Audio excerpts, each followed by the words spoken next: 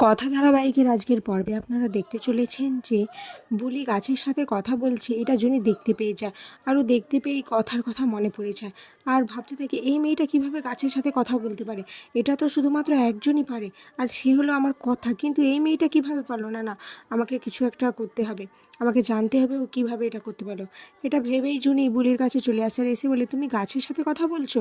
বুলি তখন বলে, হ্যাঁ, আমি গাছ পশু পাখি যা কিছু পাই আমি তার সাথেই কথা বলি। জুনি এরপর বুলির কাছে যেয়ে বলে, আচ্ছা তুমি সত্যি করে বলো না, তুমি কি আমার কথা?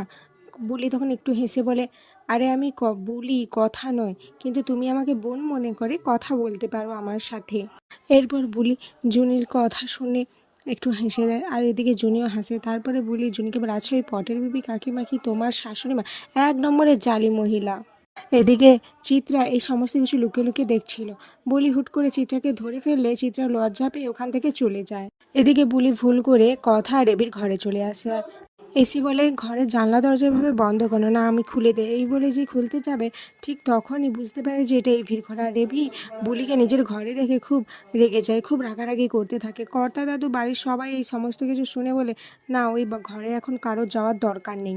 অপরদিকে প্রান্তিক আর রিচা দুজন মিলে একটা ফুল নিয়ে রিসার্চ করতে থাকে। সেই ফুলের অনেক গুণ রয়েছে, সেই ফুল দিয়ে অনেক মানুষের সেবা করা যাবে, অনেক কিছু রোগ সারবে। তখন প্রান্তিক রিচাকে বলে, কিন্তু এই ফুলের যেসব গুণ আমাদের অপকারিতার কাজে লাগবে, সেই সব গুণ দিয়েই আমরা কাজ করব। এই ফুল দিয়ে যে বিষ তৈরি হবে তাতে মানুষ নিমেষের মধ্যে শেষ হয়ে যাবে।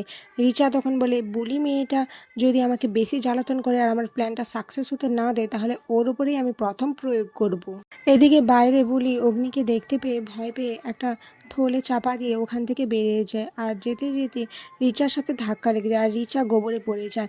এটা দেখে বুলি রিচার কাছে ক্ষমা চেয়ে নেয় আর রিচাকে বলে যেন সে এভিকে না বলে। কিন্তু রিচা তার বাবার সাথে ওই ফুল নিয়ে কথা বলছিল আর বুলি তার কথার ব্যাঘাত ঘটায়। এর জন্য রিচা খুব রেগে যায়, রেগে গিয়ে এভিকে সব বলে দেয়।